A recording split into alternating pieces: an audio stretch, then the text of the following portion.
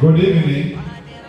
I will use 5 minutes of your time, so you're privileged to be part of this audience. My name is Hon.odonga. I am a lawyer. I am a retired politician. I'm now an environmentalist, and I live and work in Spain.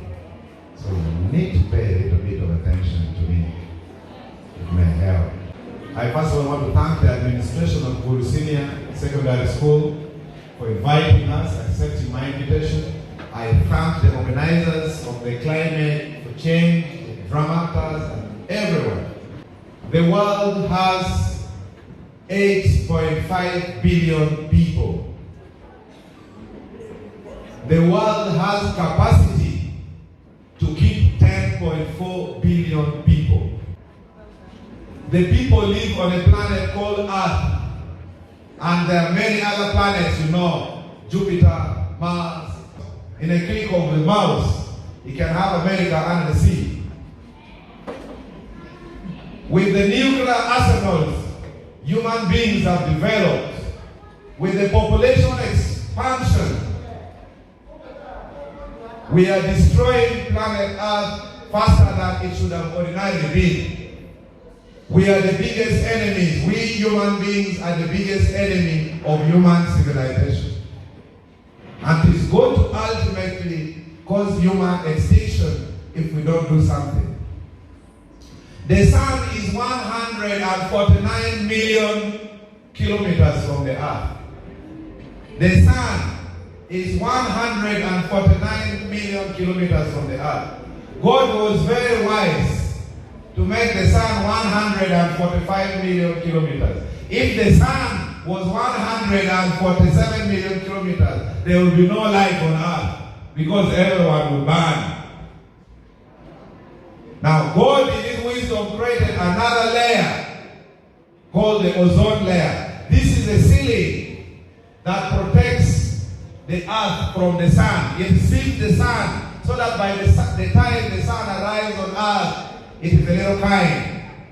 Now, what are we human beings doing? We are doing activities that is destroying that layer called the ozone layer. Which activities are destroying the ozone layer? Some of you will have the opportunity to write this in exams. This is free lecture. One day, and your teachers are here, they're here. And so those who have left, they will start asking you, what were they saying? There are about 4 major human activities destroying the ozone layer. 1, commercial flights and international flights. For every plane, like the minute we have been here at JF Kennedy International Airport, every 1 minute, 5 planes land. For every 1 minute. So we've been here about 1,200 planes have landed from the time of the show. That is how fast the world is.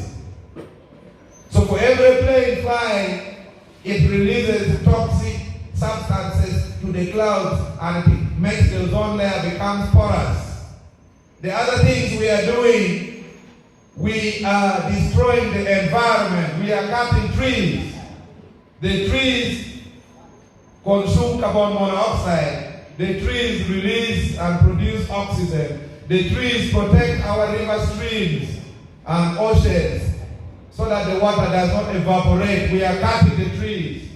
And that is why in this part of the world, called northern Uganda in Acholi, the suns have taken longer than we have expected. It's because of our human activity. In Sweden, in the Scandinavia, Sweden, Norway, in Finland, the ice is melting faster than any human being anticipated. Because that part of the world is so cold. It's so cold that you must be daring to move from here to town without proper clothing. Your body will give way. So because it's so cold and the sun, the ozone layer is being destroyed, the ice is melting at a faster rate than human beings anticipated. And scientists have calculated that probably in 40 years, the entire ice would melt. And when ice melts, it turns into water. And when it turns into water, the water should find its way That is why you have floods. In some parts of the world it is so hot, and in some parts of the world it is overflooded because of human activities. Now, what should we do, students of Gulu Senior Secondary School? What should we do? If we don't put our best foot forward, the human race will be extinct. I don't think God will make another Garden of Eden. God made for us the garden, and we are abusing it. It is our call as students to join the environmental crusade. I am a self-appointed environmentalist, and I lead a group called Repair People, RPP. We are glad that we have fought the charcoal trade in Acholi sub-region, and now even the government has issued a total ban on charcoal in North and Eastern Uganda. Let us clap our hands. When you go back to the villages, first thing, tell your parents not to cut the trees, especially in the wetlands, because they are providing canopy to the rivers. The second thing, you must engage in planting trees. But, listen to this. Don't plant a tree now that you have planted 100 trees and then you go and cut 100 trees. Because it will take 20 years for these trees to do what the other trees you are cutting were doing. That is suicidal. They did it in Nepal and they have not recovered. So you plant now and cut in 20 years.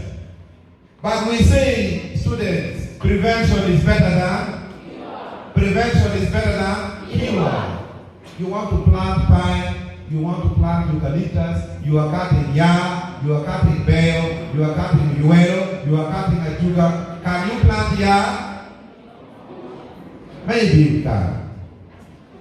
So let's plant trees. The first thing, we stop massive tree cutting. Second thing, we have to form environmental clubs. I want to come back and talk to you under trees. I want to contribute seedlings, SRPP, to the environmental club of this school. I commit myself, teachers, to give 1,000 seedlings to Gulu Senior Secondary School. What else should we do? Among the Baganda, they have adopted a very good culture. When there is a traditional marriage, the list does not only include lambs, gomsi for man, goats. The list has been extended to include trees to be brought by the other family to accompany the gomsi and lambs. Can we embrace that culture? Can we embrace that culture? I'm speaking to the international audience, but let me explain it in the local language.